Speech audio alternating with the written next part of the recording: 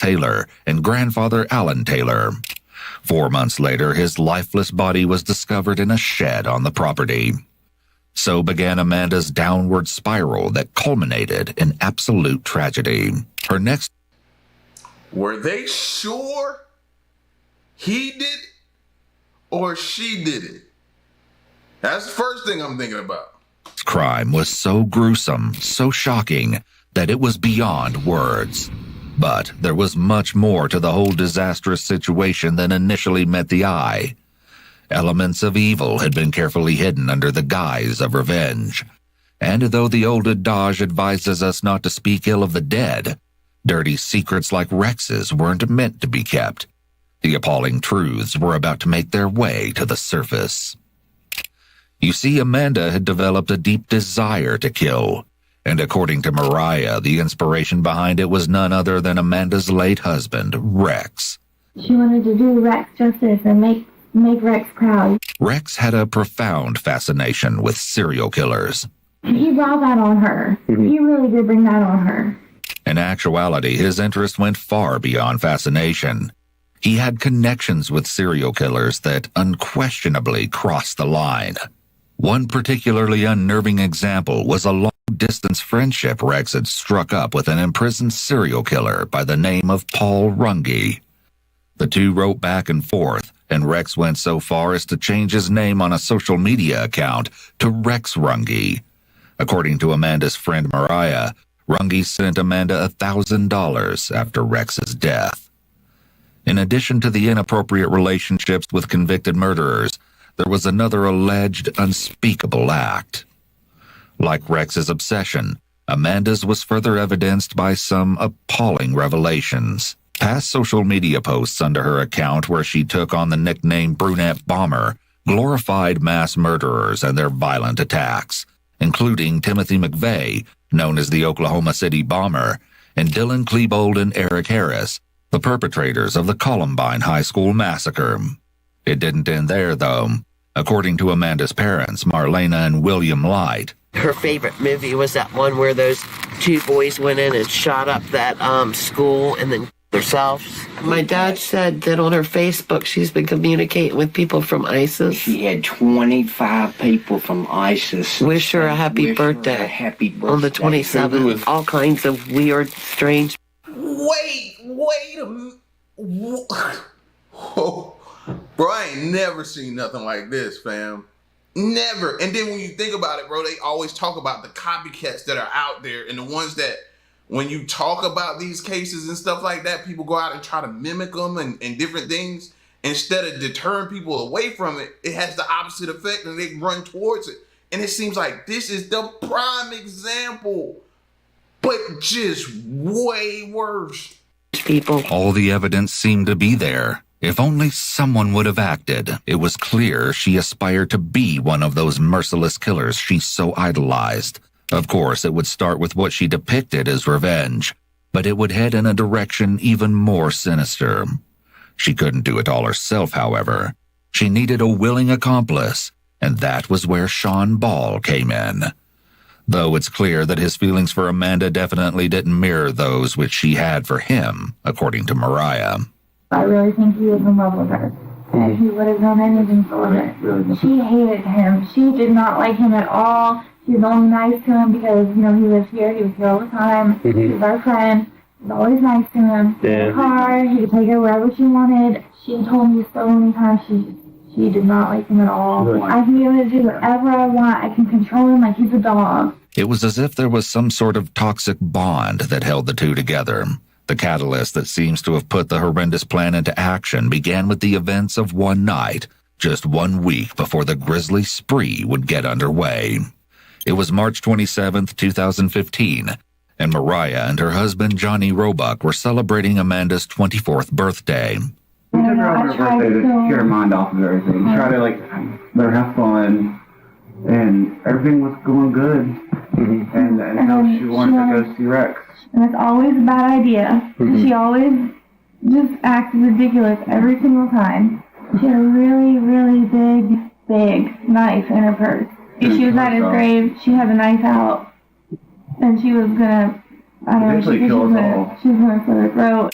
Along with Amanda, Mariah, and Johnny that night was Sean, who had gifted Amanda that very knife for her birthday. As it would turn out, this was a poor choice on Sean's part. He had to physically put her in Sean's Jeep. He had her by her arms, Sean had her by her legs. They had to put her in the Jeep, take her to her mom. William Light, Amanda's stepfather, also bore witness to a portion of the mayhem that occurred that night. 2:30 in the morning, there's a knock at the door. She's out there fighting this Sean and Mariah's husband. And she's got a knife saying it was her birthday and it was Rex's birthday too. And she said it was their day and she was going to be with him.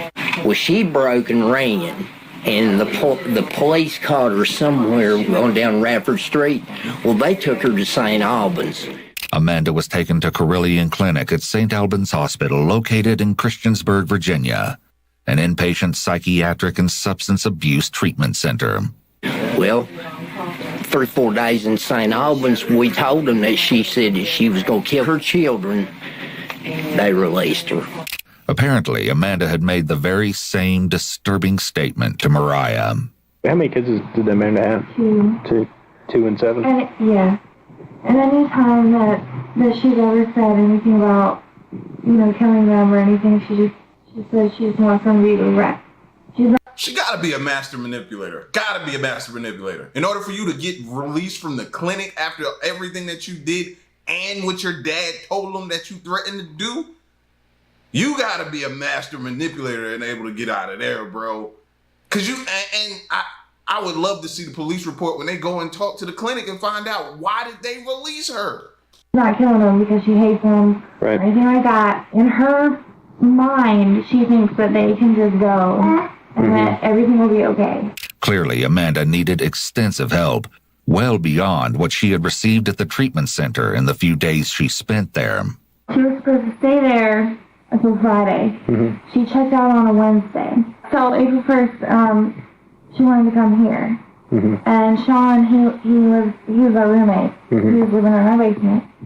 And I told him that she can't come here. I don't feel like it's safe. Well, I wouldn't let her come back here. But I got social services up here, got paperwork that she couldn't take them children out of here. Amanda had worn out her welcome at the homes of both her parents and her closest friend. She'd run out of options. That was when her wannabe knight in shining armor, Sean, came to her rescue.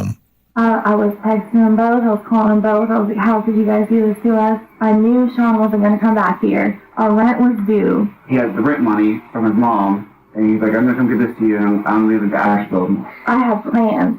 I was like, what are your plans? I was like, is Amanda going to convince you to go do something stupid? And he was like, no, I'm just going to Asheville. Did he ever bring you rent money? No. Maybe Sean truly believed that was where they were headed. Of course, he had no way of really knowing the extent of the horror the future had in store for him. The motel. They went to a motel after they left here. A receipt confirms that Sean had purchased a room for himself and Amanda at the local Super 8 motel. They checked in on April 2nd, then checked out the following day, Friday, April 3rd. That afternoon, Amanda and Sean stopped by his mother and stepfather's home to grab some clothing he'd been storing there before heading to Asheville. It was then that Sean's mother, Becky, met Amanda for the first time. He was real happy that day. He was real good. It was Friday, between 2:30 and 3, him and her. She was really nice. She didn't get out of the car or anything. How long has he been with her? I don't know. See, I just met her. Later that evening, after Amanda and Sean had come and gone, Sean's stepfather made an ominous discovery. You mentioned y'all were missing some guns. But we leave our door open during the day because I'm just out the road. Yeah, anybody could have got them, though. It wasn't just anybody who'd taken them, though. Now, was your safe broken into, or? It was open. Was that something you would notice right away? No, not really. Because they pushed it back, but it hadn't locked. And we never get in it because Roger doesn't hunt. No, see, the mistake I made was not changing the code. It was just like it came from Walmart. 1, 2, 3, It's 4, got 5, code. 6. Oh, okay. They'd never anticipated the need to change the code, unfortunately. The following day, the horrendous plan. Like, they were completely relaxed, which is odd and strange. With all of this prior history and everything going on, how can you remain so relaxed? And be like, I just think a lot of people be like, nah, it's not going to happen. Not that my kids are, and they would never do that. They're just acting out. They're just, no, bro. Not in this day and age. You got to take everything serious. And came to fruition. But it wasn't until later that night that the ghastly discovery was made. 911, where's your emergency? We need an ambulance. I went in to turn the living room light on. I can see blood. Ma'am, I don't know. I didn't touch him, but it don't appear that he's breathing. Around the same time the 911 call was made, Amanda placed that upsetting call to her mother, Marlena. She said, Mom, I love you, and I appreciate everything you've done, and you've always been a good mother, and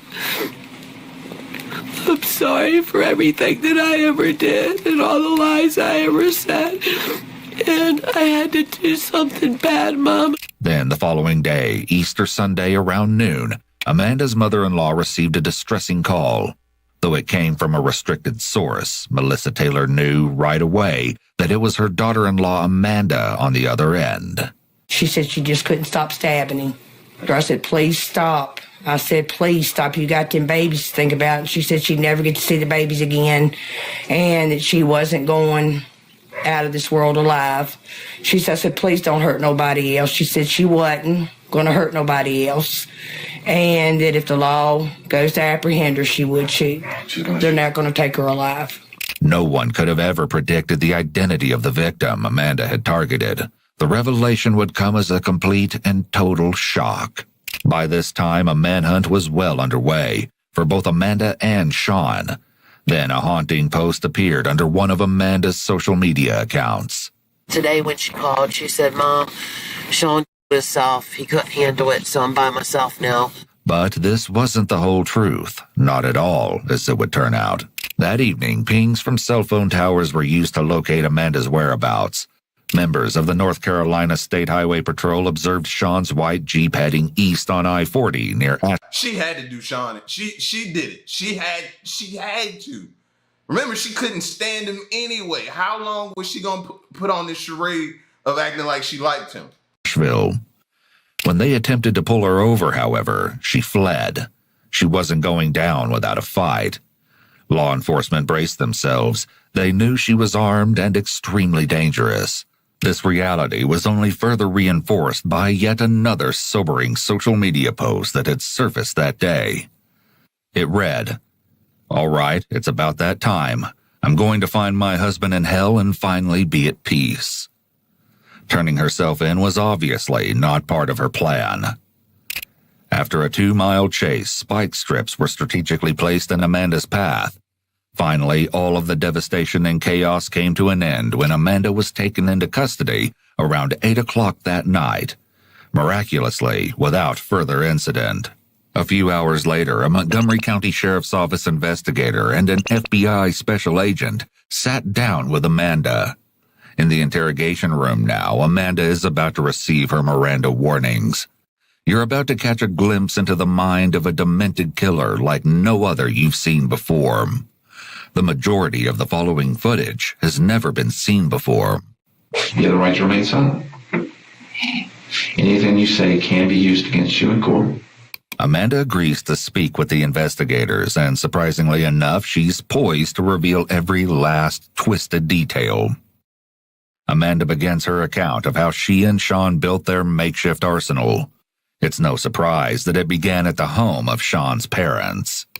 So Friday morning, I'm pretty sure it was Friday morning, we went and we reset the code, and he got out the 2 handguns and That long gun? Whatever, the hunting rifle, the big one that was in the back. Right off the bat, Amanda displays some grooming behaviors.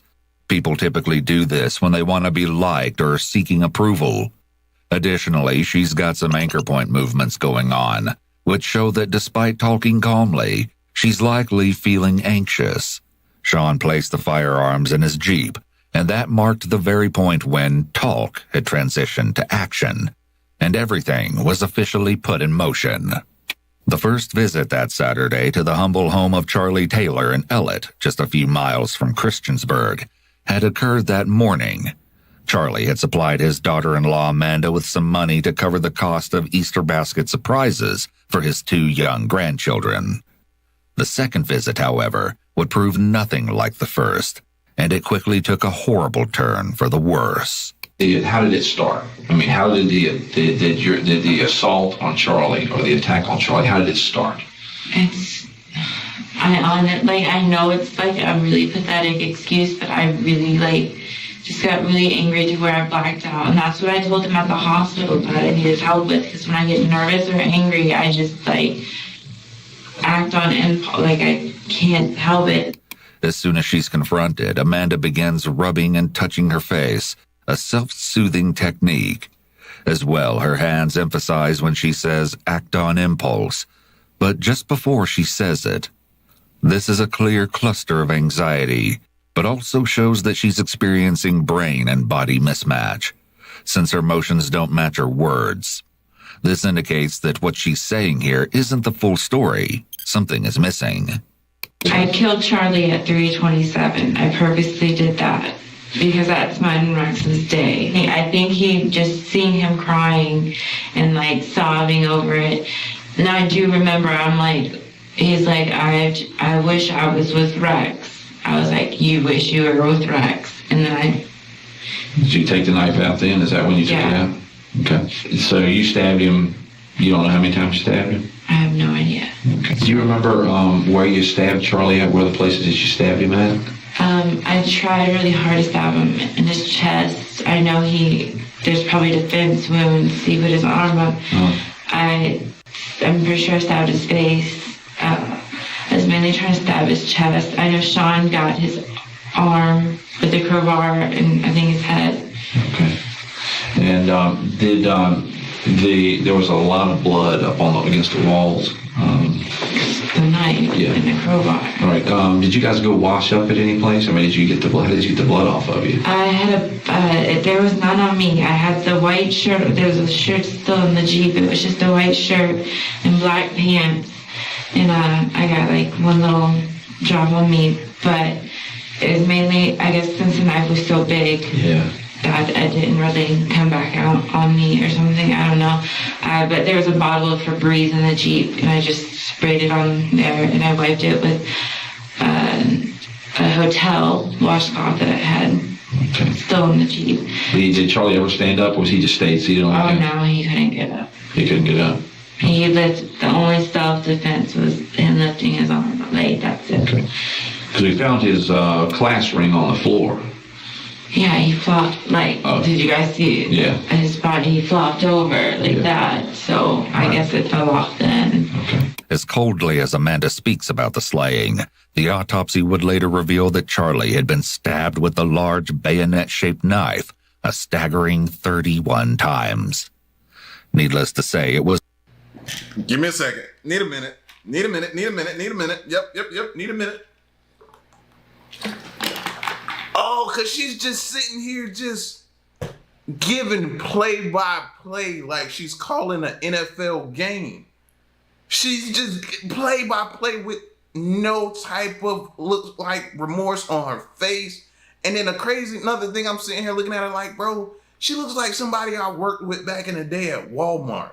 Like a regular, this is mine. My mind is messed up. Was a definite case of overkill. Shortly after Charlie was dead, Amanda and Sean fled the scene. We drove to Tennessee, and we found a hotel. We stayed at it was a really a disgusting hotel. It was the not Renata or something, Armada. Armada. Yeah, we stayed there. Where was it in Tennessee that you go to? Do you know what town it was? It wasn't too far from Bristol. It couldn't have been. And we stayed the night there. And we took all the guns and ammo and everything up to the room in case think something was going to happen.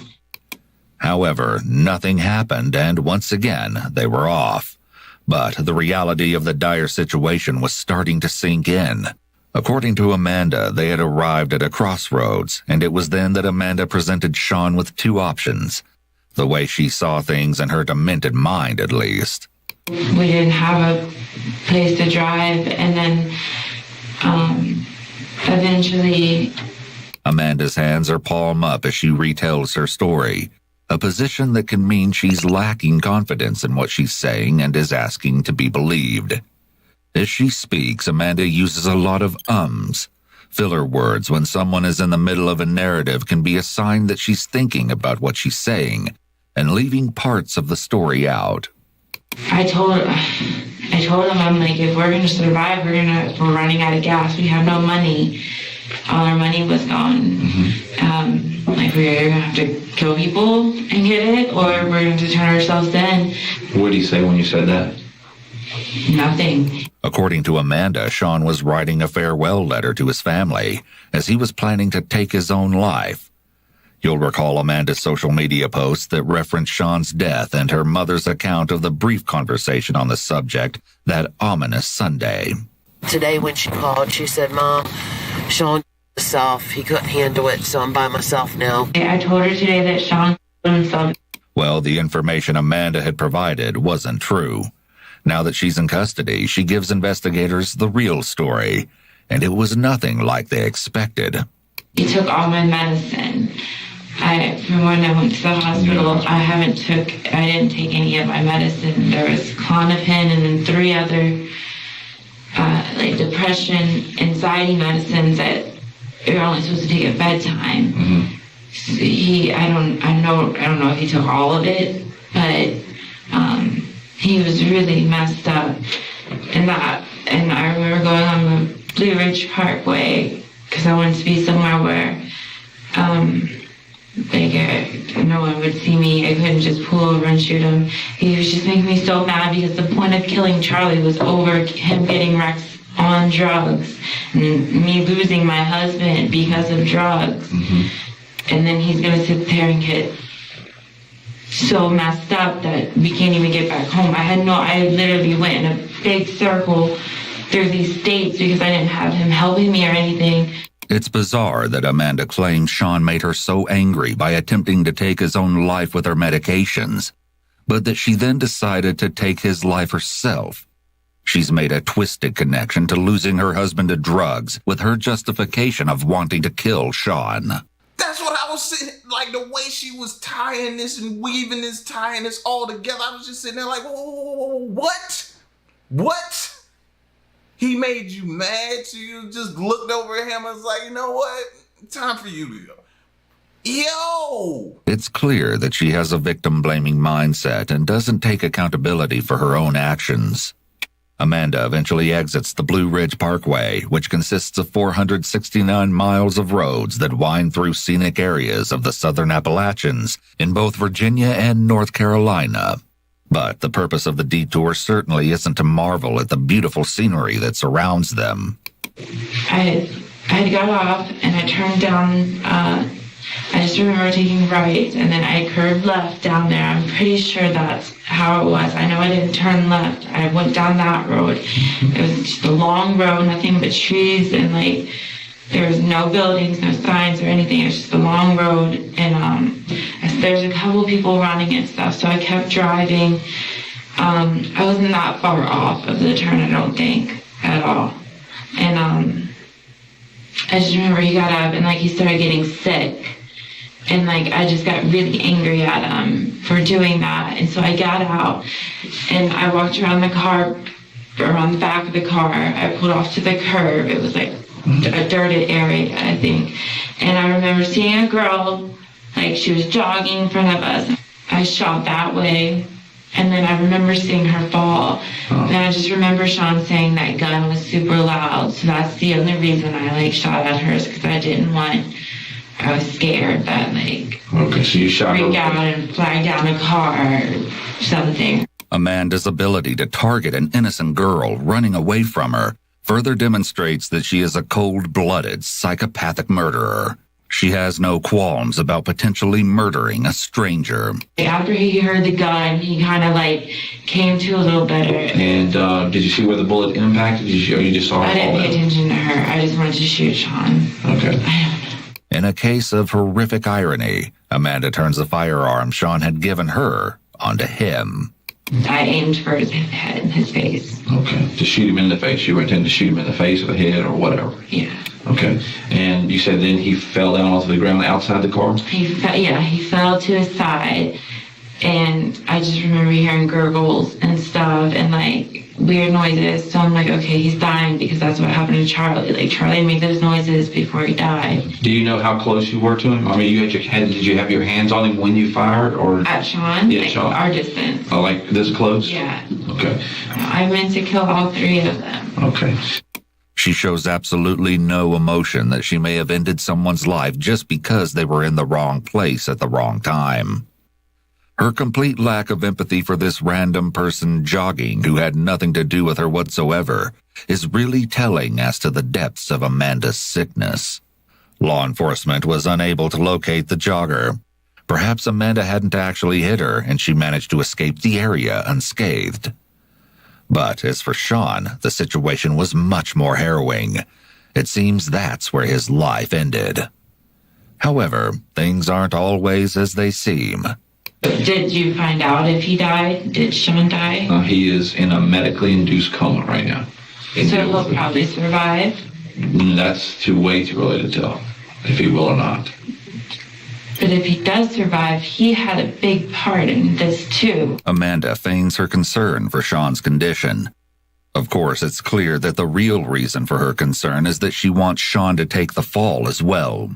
To Amanda's chagrin, not only did Sean survive the shooting, he recovered and later provided investigators with his version of what led to the end of Charlie's life. You're Sean Ball, is that correct? Yes, sir. Okay, today is May the 12th, which is Tuesday, 2015. Again, my name is Captain Robert Newman with the Montgomery County Sheriff's Office, and this is Investigator Don Link. Yes. And he's also with the Montgomery County Sheriff's Office. And we want to talk to you about the events that occurred back a few weeks back. Sean is advised of his rights and agrees to proceed with an interview. The investigators attempt to gain an understanding of the strange dynamic that is Sean and Amanda's relationship, or at least what Sean believed it to be. What was your relationship with her? I don't know, I always felt bad for her, and I really liked her a lot. I really felt like she and I kind of loved each other. She might have actually been pregnant too, so I kind of felt in the protector role of her. Sean assumed he was the father of the child, had Amanda truly been pregnant. I got so obsessed with her and just wanted to be there for her all the time was because everything she said was like something I've always wanted to hear from somebody. Like, I've never felt good enough for anyone. She just made me feel important. I was that guy that she was waiting for since her husband died. So you were so infatuated.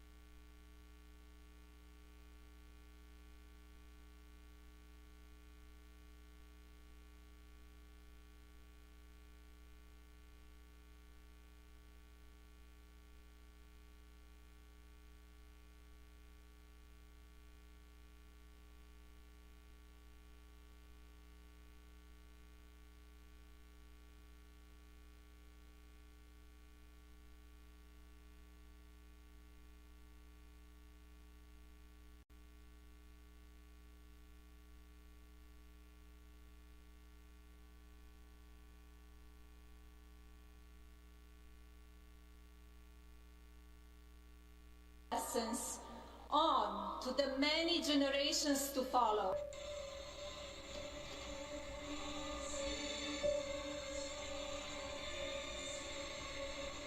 Nah, fool. There's no way she just did this. Donald Trump like, yeah, do it. Y'all, this means I love you.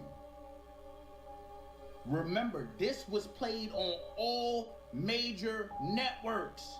Charlie Kirk Memorial was something to remember.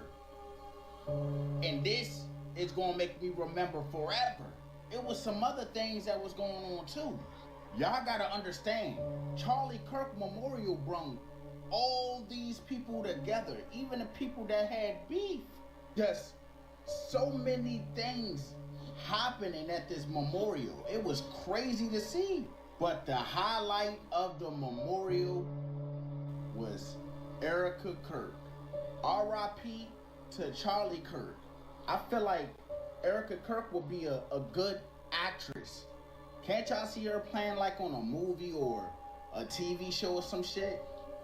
I don't know about y'all, but I can see it. Am I tripping? But this, y'all, highlight of the night. Y'all let me know what y'all think about this down below in the comments. This shit is crazy, fool.